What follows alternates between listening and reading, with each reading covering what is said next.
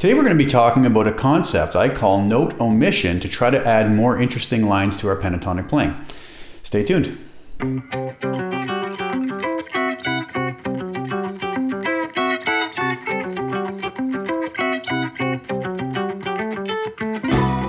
All right, so in the last few lessons, we've been dealing with pentatonic scales. Just to recap really fast, we talked about our main 5 patterns. We talked about different ways to play those horizontally, vertically, diagonally. And last time we talked about a 3-1-3 style pattern to facilitate a different way of playing and maybe some more speed and just a different way of phrasing our patterns. Today I want to talk about taking the pentatonic scales a little bit further and talking about a concept that I think of or I refer to as note omission.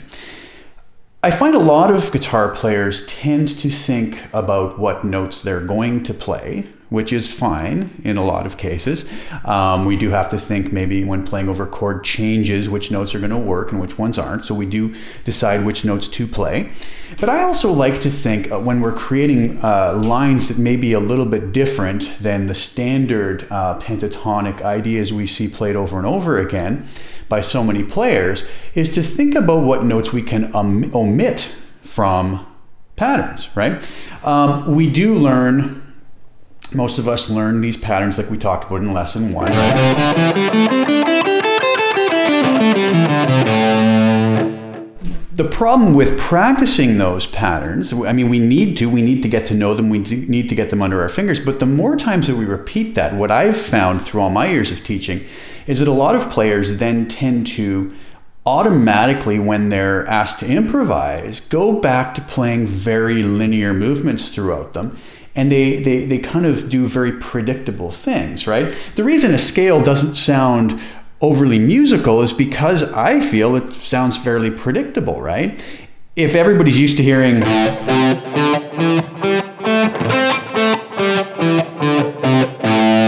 and then we go solo just moving up and down that,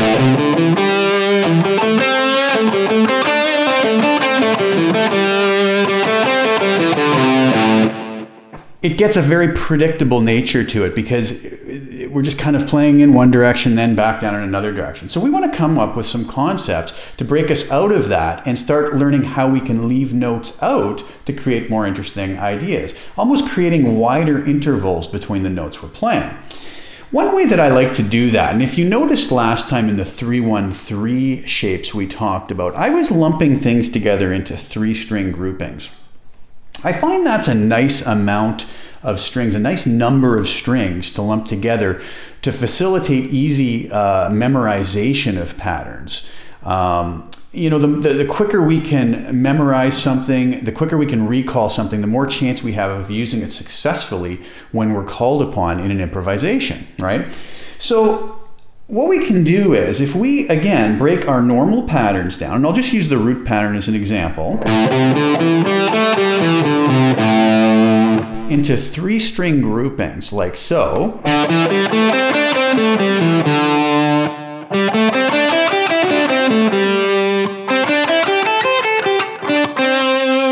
You'll notice that I had a grouping of the 6th, 5th, and 4th strings, 5th, 4th, and 3rd, 4th, 3rd, and 2nd, and 3rd, 2nd, and 1st.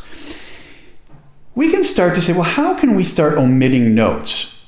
Well, omitting notes is an easy thing when somebody presents that to us to understand. We're just going to leave some notes out, but that doesn't really help us to practice any ideas because we don't know which notes to leave out, and there's no system about it. I'm a very big advocate of coming up with a systemic way of doing something. Have a system in place so you can practice an idea over and over again to internalize it.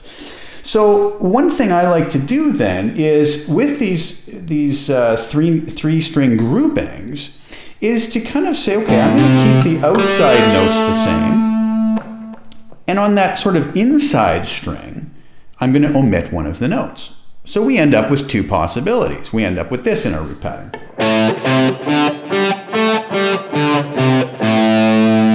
Or, alternatively, we end up with this. Now, when I start playing these ideas, a lot of people who have some musical knowledge are going to basically recognize right away that we're playing small arpeggios. Some of them more commonly used arpeggios. For instance, that last pattern I did, it's basically just an A minor 7th arpeggio. Okay, so that would work very nicely over an A minor 7th chord, but that's not really the purpose of this lesson. So while you may recognize some arpeggio shapes within the ideas that I'm presenting here, it's not really our purpose right now to think of them as arpeggios. It's more just coming up with a way to take our standard patterns and group them together in different ways to get them under our fingers a lot easier. We are going to discuss arpeggios in a future lesson quite in detail, and then we'll talk more about these patterns and a lot others as arpeggios. But for now, just stick with me on this, and we're not going to really dive into the arpeggio idea, even if you recognize them as such.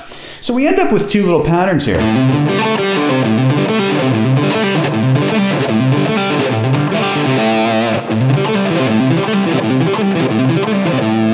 Now, I'm playing those quickly, but this is really not just about speed. Some of these patterns I'm going to show you today are going to be very easy to play quickly. Others, not so much. They don't fall under the fingers quite as nicely.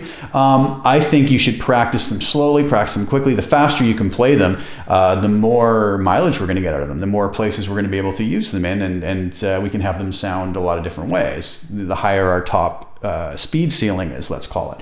But these have, because we're omitting notes and stretching those intervals a little wider into a more musical fashion, we don't have to play these ideas quickly. They're still going to sound good.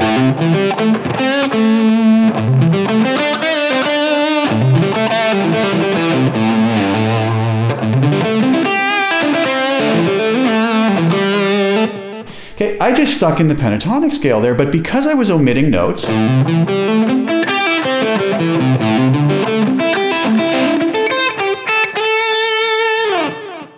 it didn't have quite as predictable scale-like feel to it, okay? Now let's dive in a little further into this and see how many of these patterns we can come up with.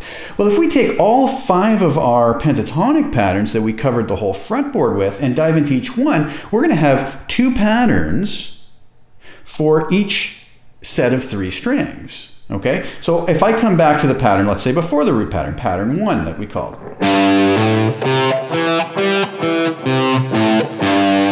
So what I did is I took this pattern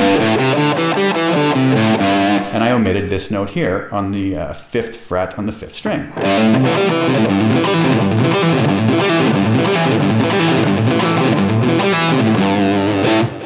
Again, A minor 7th arpeggio. Then I have this one.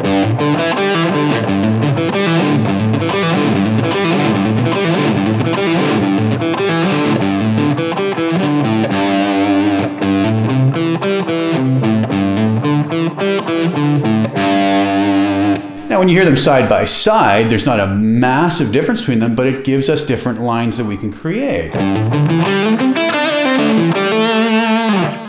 Right, as one example, I kind of used some movement there.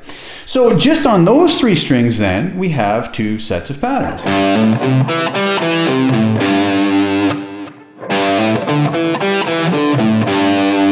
Okay. You'll notice I alter the fingerings compared to how I would have presented the scale patterns. The scale pattern would have been a 1-3-1-3, shift back 1-4. But here, I actually use my pinky to facilitate a faster movement.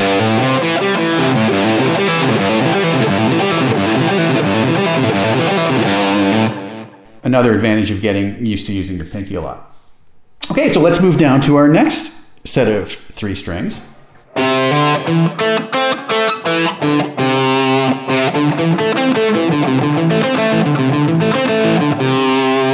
So that time we omitted this note. Now we're going to omit this note.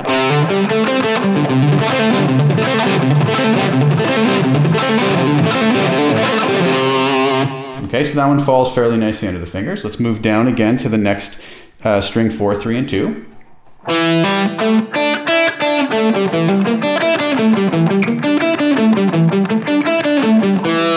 I was omitting this note, then we can put that note back in.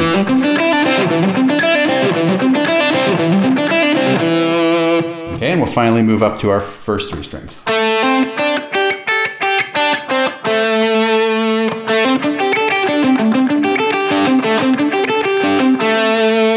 then I was omitting this note, and now we'll put that note in and omit this note.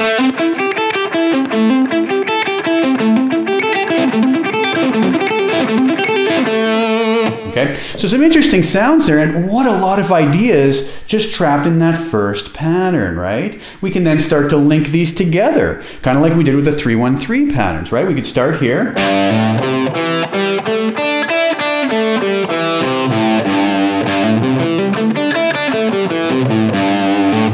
And we have ideas now that become much less pentatonic looking and pentatonic sounding, okay? The downloadable package I'm going to have available on my website with all the lesson materials is going to have all of these sort of short and long patterns in them. I don't think I'm going to run through the entire fretboard. I'll go through a couple for you here in this lesson, and then if you can either figure them out for yourself, because it's not really a difficult concept. If you know your patterns, it's easy to figure these out. But I've also got them all put together in a nice package on my website with the link in the description below if you want to go and download that for easier practice. So if we move now to the next pattern, the root pattern, we'd have similar ideas. We'd start off by omitting this note. So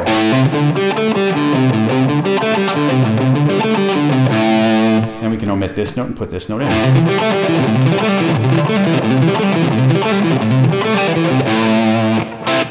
All right, same thing now if we move down to strings 5, 4, and 3.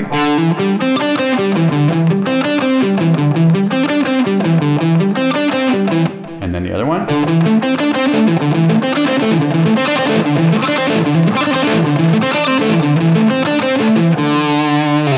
Next set of strings.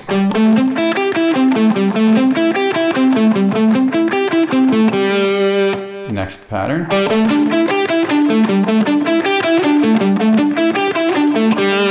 And the final set of strings.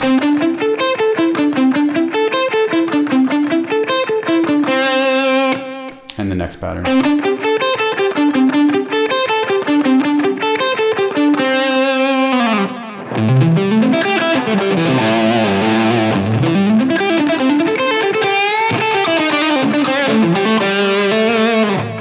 So you see how we can string these together, and what I basically did there is I took some of the patterns from pattern 1 and then moved them into the root pattern with some horizontal or vertical movement like we talked about in a previous lesson, right? So slowly an idea like that would be...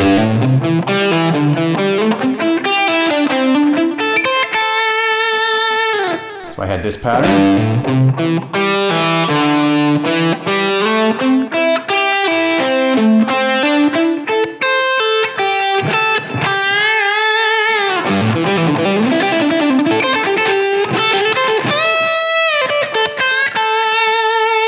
So that's some examples, and I'll transcribe those in the downloadable package as well. And that's just one example. We could do them with, the alternative note omitted.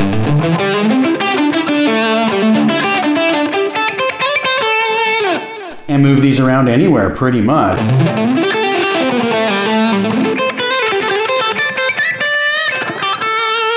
Okay? And these patterns are going to exist all the way up the fretboard.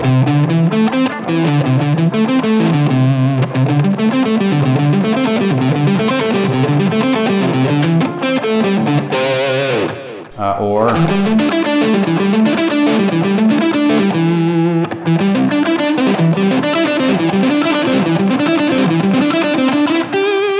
right.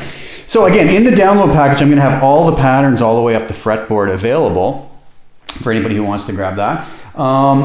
Now, the other thing we want to talk a little bit about is how we perform these ideas, okay? We can do it with picking. Last time I talked a little bit about economy picking, which is the technique that I use, or I've heard it called actually directional picking, whereas if I'm on one string, I just pick down and up, and then I pick in whatever direction I'm changing strings in. If I'm changing strings downwards, I pick downwards. If I'm changing strings upwards, I pick upwards. So an idea like this root pattern is going to be, could be done with picking down, up, down, down, up, down, up,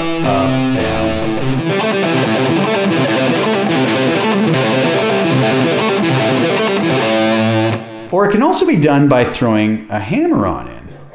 Down, which puts my pick ready to hit the downstroke on the next string, and I hammer this note, down, down, pick an upstroke here, pull off, so that I continue my upward movement going, so more like a sweep picking thing with hammers.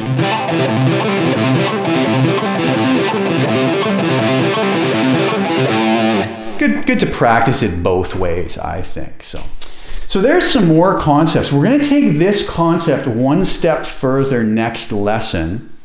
And we're going to talk about kind of taking the 3-1-3 patterns we talked about last time and using those in a similar manner, which really blows the doors open into some really cool, interesting lines we can put in to our solos, still using pentatonic scales, but almost kind of fooling people into thinking we aren't. So stick with me for that. I'm going to probably have that out next week. So again, I know I didn't run through all the patterns, but as long as we understand the concept, we're taking 3 chunks of 3 strings or sets of 3 strings, and we're playing our patterns, but in the middle string we're omitting a note, right? So in this case we omit this one, and we can do it alternately, so we omit this one and play this one.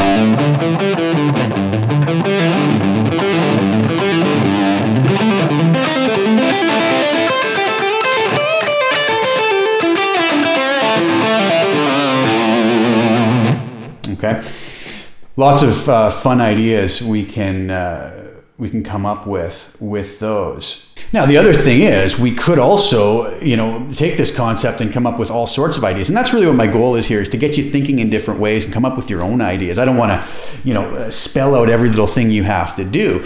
Some people might say, well, what about if we omitted the notes on the outside strings? Well, of course we could do that. But the interesting thing is if we look at that and we, let's say, omitted this note and played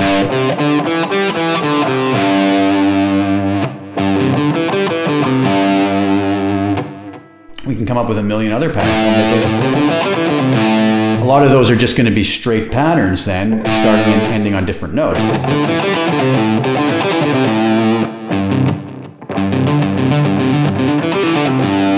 So we can come up with those ideas, omit a note on the top string.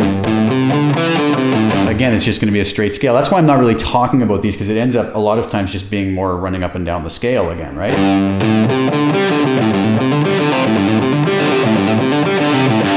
There's that idea as well, but I'm not really diving into that because I find once we get the patterns that I'm going to give you in the download package, it kind of gets our fingers moving in those ideas anyways, and we're going to be able to utilize those patterns in a different way. Because if you look at that pattern I just did, well, that becomes part of the idea we would have talked about, right?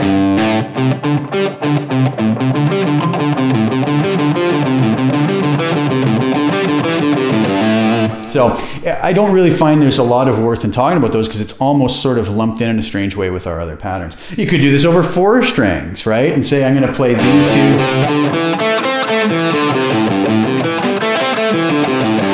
But again, you're going to have the ideas we've already talked about lumped inside of there. You could say I'm going to omit notes on 2 sets of strings. And again, just longer kind of arpeggio type patterns. But I find with the 3 string groupings, it just gives us a very manageable way to think of these and memorize them and be able to come up with a lot of interesting ideas that we're probably going to surprisingly quite quickly be able to incorporate into our playing. All right. So guys, go grab the download package. Like I said, it'll be on my website. The link will be in the description. And I think also in a card somewhere up here if you want to click on it. And I hope you guys enjoy, and I hope that helps a lot of folks out. And we're going to take that even a step further next time. Please like the video, subscribe if you haven't already. I really appreciate all the kind comments I've been getting, and I'm really happy to be helping some folks out with some things. So please share, like, subscribe, and thank you so much for tuning in. And until next time, we will see you then.